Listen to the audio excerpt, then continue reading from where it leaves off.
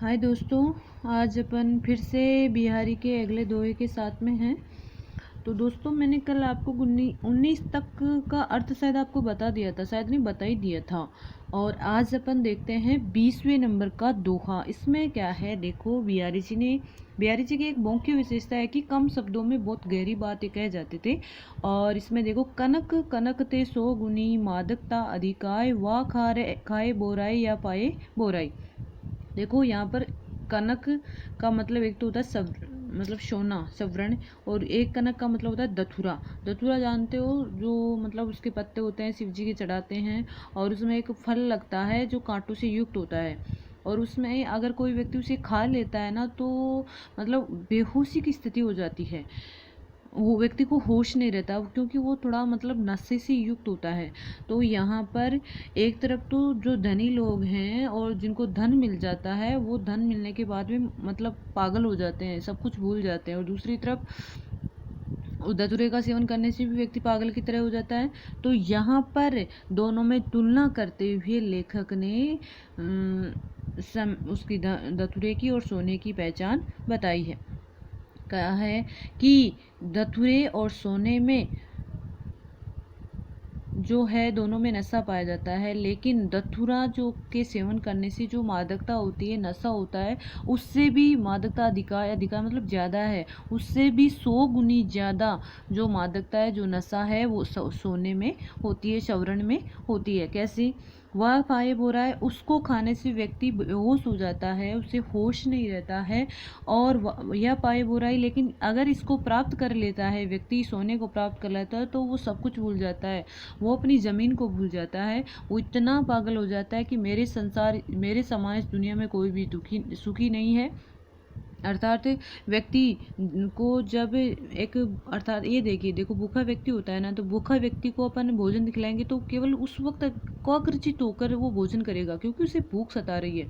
और यहाँ पर एक व्यक्ति है जो गरीब है, या फिर मतलब बहुत ज़्यादा उसके पास नहीं, कुछ नहीं है, तो उसको सोना मिल जाने के बाद में व्यक्ति अपनी ज़मीर को भूल जाता है, और उसमें एकदम से दौलत का नशा चढ़ जाता है। और वो नशा ऐसा होता है कि वो व्यक्ति को पतन की ओर ले जाता है। अर्थात यहाँ पर बिहारी जी कह रहे हैं कि सोने में धतूरे से ज़्यादा, कई गुना ज़्यादा नशा पाया जाता है, कि उसको खाने से तो व्यक्ति को खुद को होश नहीं रहता है। लेकिन जिसको ये सोना मिल जाता है, उस व्यक्ति जानबूझकर पागल हो जाता है, जानबूझकर वो अनजान बन जाता है।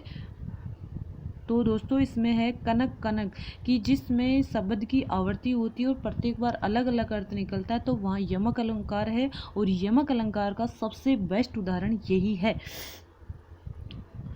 और आगे देखो, को कही सके बडेनु सु लखे बड़ी हूँ भूल, दीने दई गुलाब को इन डारन ये फूल। यहाँ पर बिहारी जी ने कहा है कि भूल भूल होती है, चाहे वो छोटी हो चाहे बड़ी हो। जैसे गुलाब की जो डालियाँ होती है ना, डालियों के ऊपर फूल लगते हैं, चाहे छोटे हो चाहे बड़े हो, फूल तो लगते हैं ना।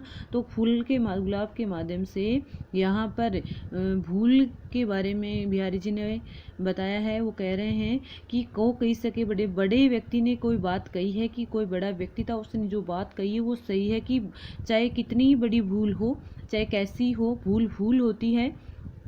दीने दी गुलाब को इन गुलाब की डालियों के फूल हैं, वो हमेशा लगते हैं, चाहे छोटे हो चाहे बड़े हो, उसका काम फूल देना होता है। वैसे ही संसार में चाहे कितनी बड़ी भूल हो, भूल भूल होती है, चाहे वो कैसी भी हो, अर्थात अनजाने में हो चाहे जानबूझकर, उसका जो परिणाम होता है फिर हमको भुगतना ही पड़ता है।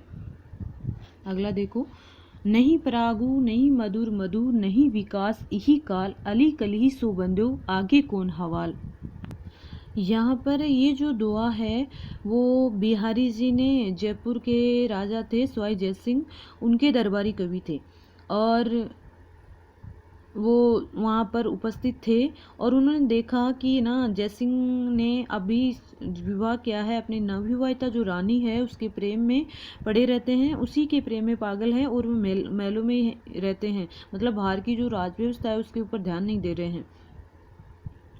तो बिहारी जी ने उनको, उस राजा को समझाने के लिए व्यंग्य रूप से ये दोहा कहा था कि एक बार मतलब जहाँ पर ये बैठे थे वहाँ पर पास में गुलाब के फूल थे और उन पर एक भंवरा मंडरा रहा था। उस भंवरे को लक्ष्य करके उन्होंने ये दोहा कहा था और इस दोहे को समझकर जो सवाई जयसिंह है वो उसको अपनी भूल का पश्चाताप हुआ था और वो वापस अपने राजकार्य में लग गए थे और इसी का यहाँ पर वर्णन किया गया है। तो देखो यहाँ पर कह रहे हैं, नहीं परागु नहीं मधुर मधु नहीं विकासी काल अली कलीसु बंदे आगे कौन हवा। सीधा सीधा अर्थ देखो एक बार, अली का मतलब भंवरा होता है कि हे भंवरे, इस गुलाब के फूल में ना तो अभी पराग है, ना इसमें मीठा शहद है, ना ही अभी तक पूरी तरह से ये कलियाँ ही निकली है और पूरी तरह से कलियाँ विकसित भी नहीं हुई है और अभी तो इस कलियों के ऊपर ही तो मंडराने लग गया है। जब ये फूल पूरी तरह से विकसित हो जाएगा, मैं मतलब शहद से युक्त हो जाएगा, पराग से युक्त हो जाएगा, तो हे भंवरे तुम्हारा क्या हाल होगा।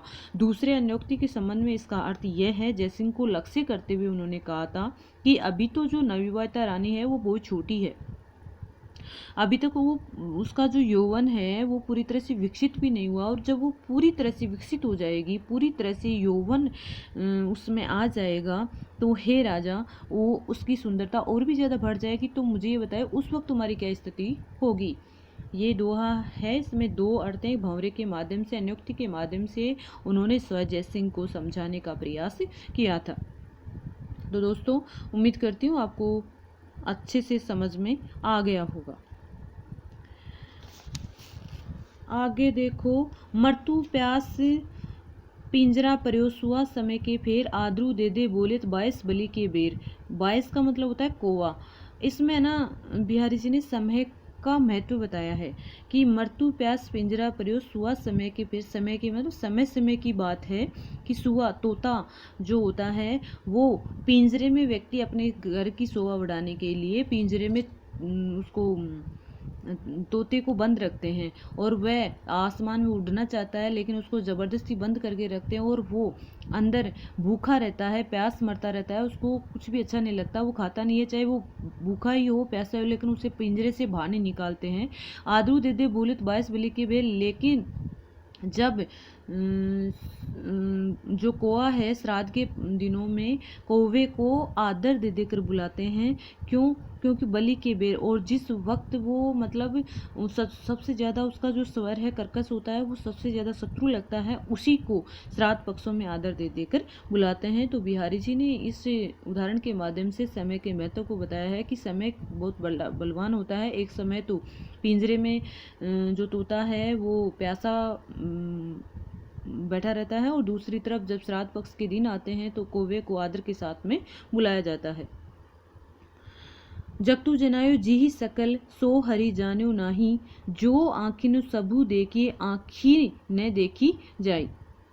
जगतु जनायो जीहि सकल, इसके अंतर्गत यहाँ पर बिहारी जी कह रहे हैं कि जगतु जगत में जनायो पता चला जी सक सभी लोगों को जो हरि जान्यो नहीं, इस संसार में जिसने इस संसार में सभी प्राणी जो इस संसार में जन्म लिए हैं, इस संसार में आए हैं, जगत के बारे में जाने हैं, और वो सब ने जब तक हरि के महत्व को नहीं जाना है, हरि जाने नहीं, हरि के महत्व को नहीं जाना है, हरि की महिमा को नहीं जाना है, जो आँखिन सबू देखी आँखी ने देखी जाई। अपनी आँखों से सब कुछ देख रहे हैं लेकिन अपनी उन आँखों से जो इस संसार की गतिविधि को देखते हैं, उन्हीं आँखों से वे कभी भी भगवान के दर्शन नहीं करते हैं, कभी भी भगवान की स्तुति नहीं करते हैं।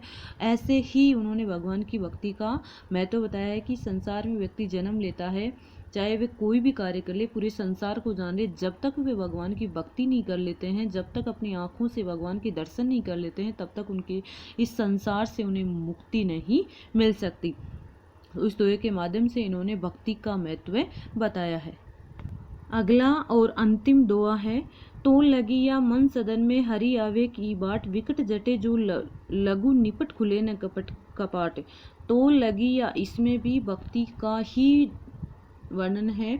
तो लगी या मन, मन सदन का मतलब मकान, मन रूपी महल के अंतर्गत एक इच्छा जागृत हो चुकी है, एक उमंग लग गई है, मैं हरि आवे की ही बाट, कि मेरे मन रूपी महल में मेरे जो हरि हैं, मेरे जो भगवान हैं, वो कब आएंगे। ये जो मन रूपी महल है, ये मेरे जो प्रियतम रूपी अर्थात जो मेरे परमात्मा है उनकी राह देख रहा है, कब आकर वो इस महल की शोभा बढ़ाएंगे। अर्थात मेरे मन में जो मेरे भगवान है वो कब आकर समाहित होंगे। अर्थात मन को उन्होंने महल की संज्ञा दी है।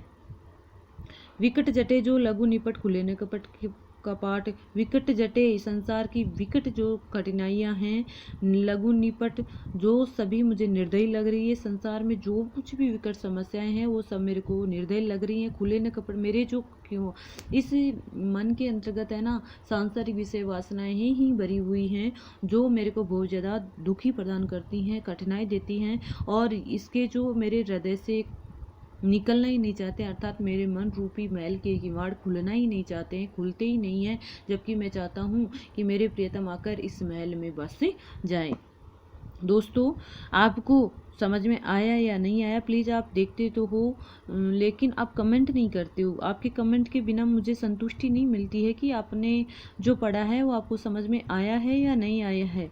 और एक बात और कि आज जो बिहारी है वो कंप्लीट हो चुका है, केशवदास कंप्लीट हो चुका है, और आपके 60 नंबर के आपको क्वेश्चन करने हैं, तो 4 पेपर कवि तो आपको कंपलसरी पढ़ने हैं। तो अब आप मुझे बताना आगे कि अगर आगे आप कौन सी कवि की पढ़ना चाहते हो तो मैं उसकी वीडियो डालूँ। अगर आप पढ़ने के इच्छुक हैं तो, और नहीं पढ़ना है तो फिर रहने देती हूँ। आप कमेंट करेंगे तो ही मैं वीडियो डालूँगी, वरना नहीं डालूँगी। तो दोस्तों, बार बार पढ़ना, देखना, सुनने से ज़्यादा याद होता है। इसके अलावा धन्यवाद। और बिहारी जो है वो कंप्लीट हो चुका है आज। धन्यवाद।